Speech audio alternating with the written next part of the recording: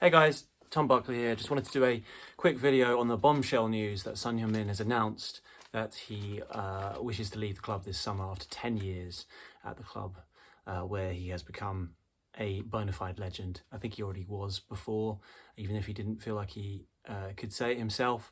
And then he went and won and lifted the Europa League trophy in May to cap amazing 10 years, finally with some silverware.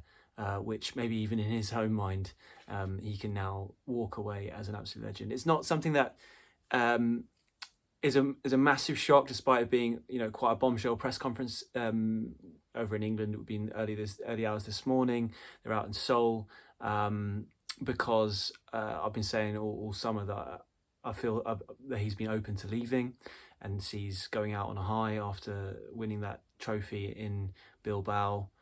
Capping an amazing 10 years and looking maybe for something new, but still to see him sort of announce it in such a way, albeit a very fitting way, given that it could well be his final game in Seoul, in his home country, against Newcastle on Sunday, was still quite eye-catching. So yeah, I just wanted to talk about Son Heung-min, really, the legend that is Son Heung-min. I mean, to start off with, his own press conference, he talks about it being the most difficult decision of his career, one he's really sort of wrestled with, but he feels like he needs a new environment to push himself after 10 years at the club. He came as a kid, 23, and he leaves as a man, and he said that the club is helping him, which is really good to hear, in facilitating that next move, which I fully expect to be the MLS and LAFC in particular. There has obviously been interest from Saudi, but I think it's America where he really wants to go. There's been quite a lot of reporting recently that the sort of talks have ramped up with LAFC, so that's where I would expect them to go. I mean, obviously Olivier Giroud, the old Arsenal striker, left LAFC earlier this summer, and the way it works with their sort of marquee player for each MLS club, I think there's a spot open there for Son, who obviously would be linking up with his old teammate Hugo Lloris if he makes that move. But we'll wait to see if that actually happens. Thomas Frank had some nice words to say about him in this press conference. Obviously, Frank, bit like Ange Postecoglou with Harry, very similar with Ange Postecoglou with Harry when he first came in. Is taking over a club where he knows that the star player is about to leave. Has had some slightly difficult questions asked of him, which since he's spoken to the media since coming in, where Son's been a massive topic and what can he say. But I think even in his answers they were quite revealing that it felt like Son's time was probably coming to an end at Spurs, where he said, he's here, he's training well, he's being the great professional that he is, and I'm happy. Like, very revealing, not sort of giving any hints over his long-term future. But yeah, but Thomas Frank described him as one of the best wingers in Premier League history, which you have to agree with. I think the numbers speak for themselves and his performances, and he's such a good player. And I'll come on to that in a minute. At this point, obviously, Son is the captain and will captain the team against Newcastle in what will be, technically a pre-season friendly against Eddie Howe's side, but really will be a 90 minutes plus of a love-in towards this icon that is Son, particularly in front of his most ardent group of supporters over in South Korea. And I'll come on to again, what it's like to be in Korea when Sunny Mania is in full effect, because I've done that. I was at Seoul, where back in 3 years ago when Antonio Conte was manager, and it was something quite to behold. I'll come on to that in a second. But some nice words from Frank. I mean, who will be the captain now? I mean, Christian Romero is the obvious choice, provided he stays. We'll wait to see on that one. There's obviously uncertainty around his future as well. But Son Heung-min, the legend, 173 goals for Spurs, 101 assists, 454 games. I mean, those numbers speak for themselves. What an impact for any player at a club like Tottenham, right at the top level, is so rare. But particularly for a foreign player, and particularly an Asian player, there aren't many, to be honest. There are not many Asian players who even played in the Premier League, let alone made such an impact. His lasting impact has gone beyond Tottenham. He's a bona fide Premier League legend in his own right. Yes, maybe the trophies don't stack up. He's only got one from the Europa League, but he's got 127 Premier League goals. 127 Premier League goals, only 15 players have scored more goals in the competition's history. There's quite a few Spurs players on that list who actually have scored more. Obviously Harry Kane, Teddy Sheringham, Jermaine Defoe, Les Ferdinand, but Son is right up there. And he's a winger. He's not a centre forward. Most of the players above him are centre forwards, but he isn't. That shows you what a top player he was. And the sort of sheer variety of goals that he scored really underline his quality. I mean, both feet, some of the finishes off his allegedly weaker left foot were just absolutely spellbinding. I mean, watching, going through this sort of highlights reel, you got certain players like Michael Owen, for example, where most of his highlights reels, he has scored some lovely goals, but most of them are running through and finishing or tap-ins. I mean, Son's got such an array of strikes. I can't imagine there'd be too many headers in there, but obviously there have been some absolutely wonder goals. Most notably that goal that won the Puskás Award. Did win in the end, or was at least nominated for that Puskás Award, where you ran the length of the pitch and finished. They were brilliant. I mean, I remember being actually in Seoul at the airport 3 years ago, waiting to come home. And in the airport, I don't know if this is a common thing. I would not be surprised if it was, where they just literally had Sonny's goals just on loop as you were sitting waiting to get through the departure gate, and it just sort of called to mind just how many brilliant goals he scored. It wasn't just the goals that he scored, it was the combinations he struck up with Harry Kane. Premier League record-breaking goal combinations between Kane and Son. They scored 47 combined goals. That is 11 more than the next best of Drogba and Lampard when they were at Chelsea. Unbelievable partnership those two had. They really did. And it's interesting. So when Son signed back in 2015, he signed from Bayer Leverkusen. So he came over from, it's quite rare that players coming from that part of the world can come straight into English football and have a massive impact, or also European football have a massive impact. And I think Son almost sums that up by having, I think I talked about this with Kota Takai, not to expect too much too soon, because it's really rare that a player comes from that part of the world and has a devastating impact straight away. Shinji Kagawa might be an example of that for Klopp's Dortmund, but not many. I mean, Sonny went to Hamburg first, sort of mid-table Bundesliga side, then went to Leverkusen, sort of earned his stripes, then got that move to Spurs in 2015 for £22 million, which, to be honest, that might well be the biggest bargain in Premier League history. I know there's, Seamus Coleman for 60 grand, and there's, free transfers all over the shop, and 22 million is not nothing, and it wasn't back then. But not only from what he's delivered, but just think of the commercial revenue that Son has brought in. And I'll come on again to that in a minute. But that's, an absolute bargain. But it wasn't like straight away he was an instant hit. In fact, the first season, that sort of settling in season, he didn't start that many Premier League games, and he only scored 4 goals. And Pochettino actually revealed, he was the manager at the time, revealed in the summer, so after just one season, that Son was even considering going back to Germany for more game time. That wasn't really working out. So it wasn't all sort of didn't all go his way straight away. But the nice and how do you describe him? Nice and quiet player that is Son. That's how Pochettino described him. Was sort of, the club didn't want to let him go, and he set about sort of having another go, really, and really trying to make it work at Tottenham, and my word, he did. I mean, I only started covering Spurs the back end of, every week, the back end of the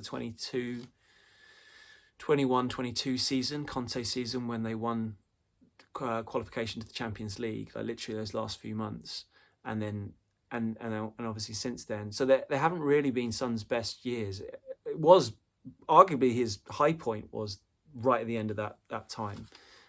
When he won the Golden Boot back in the 22 season, or shared it with Mo Salah, and he just couldn't miss. He was unbelievable. I mean, my standout memories from matches watching there were the Norwich game on the final game of the season, where Spurs won 5-1, and even still then we didn't know Conte wouldn't commit to staying to the club despite winning qualification to the Champions League. But Son that day was just brilliant. It was almost like watching a FIFA game where you're just playing a different game to everyone else. The 2 strikes, I think, it was 2. I'm not sure if he scored a hat-trick or it was 2 that day, but they were both absolutely brilliant. And Norwich, obviously were a poor team, but they could do nothing to stop him. He seemed unstoppable at that time. He was really, really so good. And after that, I can't say he sort of kept up that same level. To be honest, ever since Kane left, in particular, he was not quite the same player. And even the year before Kane left, he obviously struggled with that sports hernia and injuries, and there was that famous moment where he got benched against Leicester, which was kind of like an admission that things just weren't quite, he just wasn't playing as well. And then he comes off the bench and scores a hat-trick. A brilliant hat-trick at that, in that game. But even so, that season was a disappointing one by his own standards. He had a good first season under Ange, and obviously got the captaincy once Lloris went, and had an impact. And I actually thought he played quite well at centre forward, despite Ange not thinking he was really a centre forward. And last year was more difficult. But so I guess his memories of being like peak Son, apart from that back end of the 22 season, was not something that I witnessed on a weekly basis, because I just wasn't covering Tottenham that much. So I'd love to hear your memories of when you thought he was at his absolute peak for Spurs, perhaps in the lead up to Champions League, or all that season. I think fans often talk about the 2016-17 season. I mean, there was obviously the 2015-2016 campaign where, which I guess was Sonny's first one, where Leicester ended up winning the league, and he was involved in that sort of false dawn in the end, and Spurs, couldn't see off Claudio Ranieri's Leicester side from making history. But I think it was 2016-17 season is often where people talk about Spurs being really, really good, and maybe he was really purring at that point. But I don't know. Let me know your thoughts. I mean, obviously, he went to the Champions League final in 2019, a game that felt like it was over before it began from that early penalty, and Kane was struggling with injury.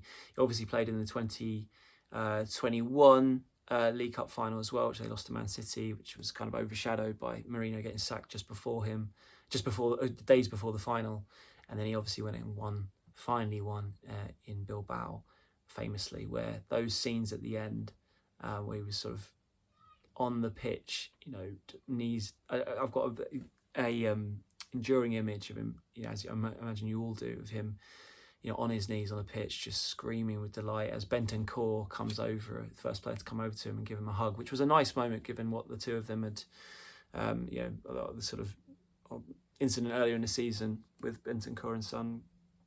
It showed that despite, Bentancur's, I don't know how to phrase it, sort of very poor choice of words, which is an understatement at best. Earlier in the season, it showed that the sort of love between the two of them was genuine. And then, weeping in his dad's arms at the final whistle, and Maddison's as well. You could tell what it meant to him.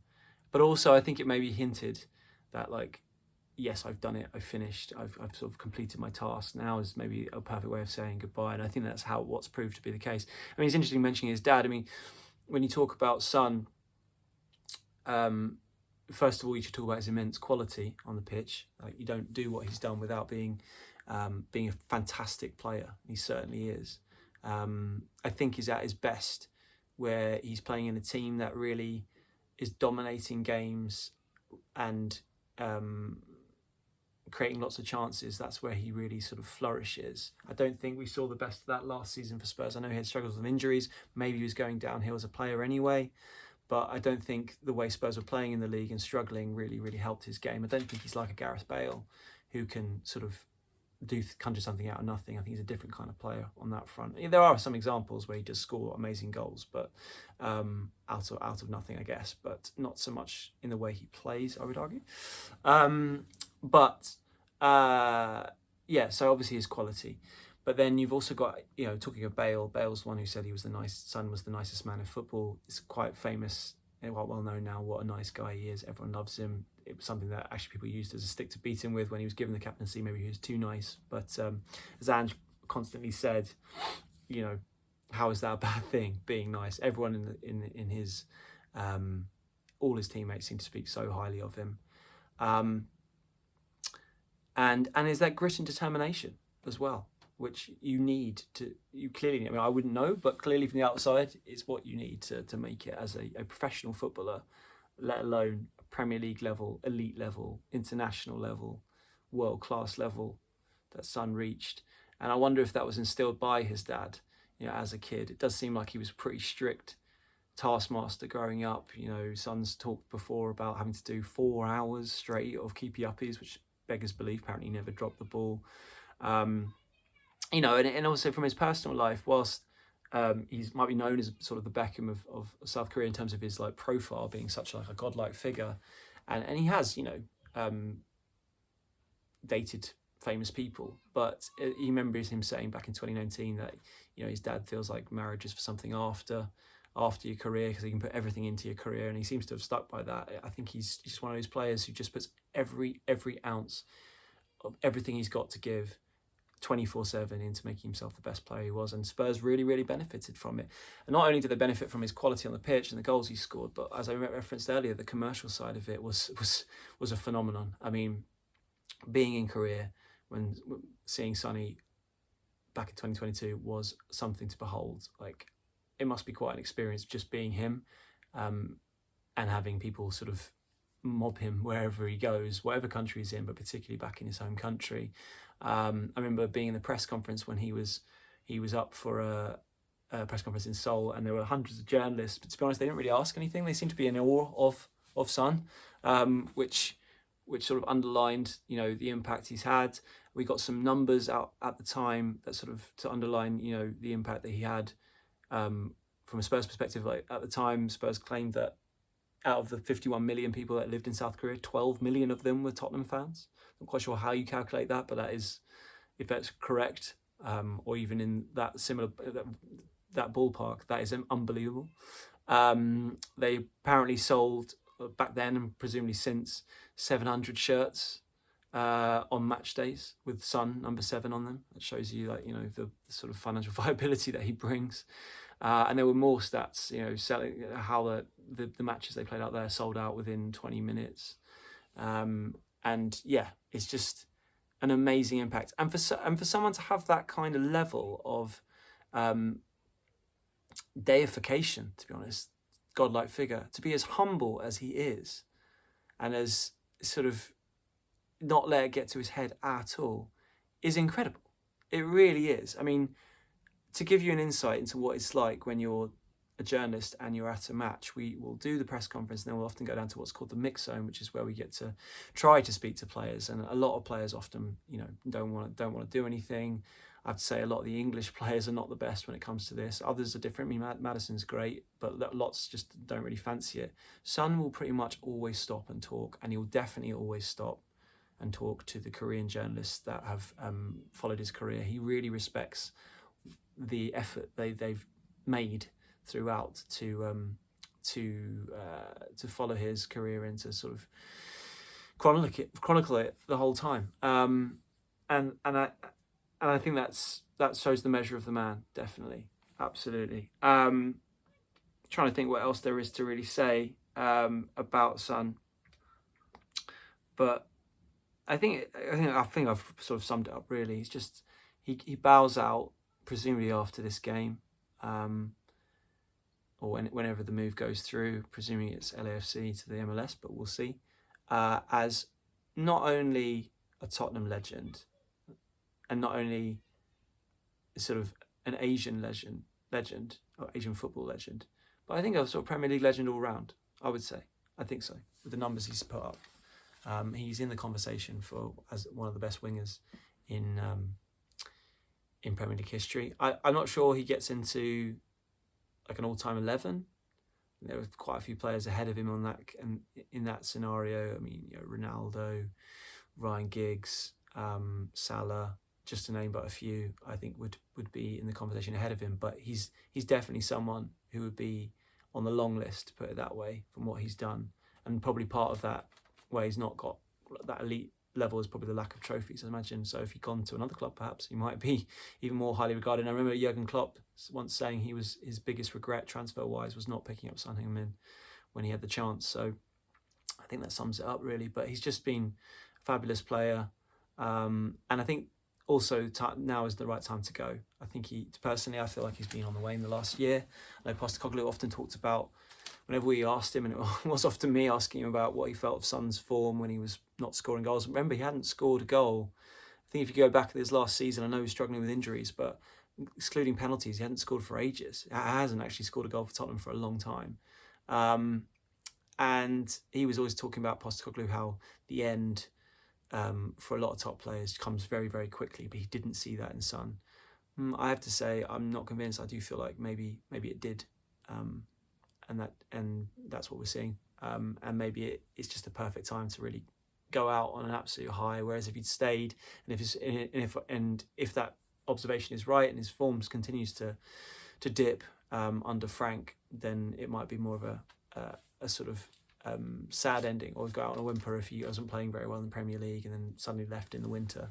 Whereas now, ideal, goes out an absolute champion, the first Tottenham captain to lift a trophy in 17 years, the first Tottenham captain to lift a European trophy in 41 years, and everyone will remember those amazing scenes in Bilbao, and then obviously in the parade a few days later.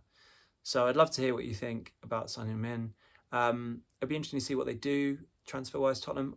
I don't know this, but I wouldn't be surprised, looking at just the vast numbers that they've got out wide, if they don't really feel like they need to replace him, because maybe Mohamed Kudus is effectively that. I know he plays on the right rather than the left, but just look at it, logically, they've now got Wilson Odeberg, who can play wide left. They've got Richarlison, who can play wide left, even though Thomas Frank has talked about him being more of a striker, but he can play there. Matisse Tell, who he's actually said Frank thinks he's more of a winger than a striker, so he's play out left. Kudus coming into the team, who can also play out left himself. Kudus coming in probably for the right hand slot.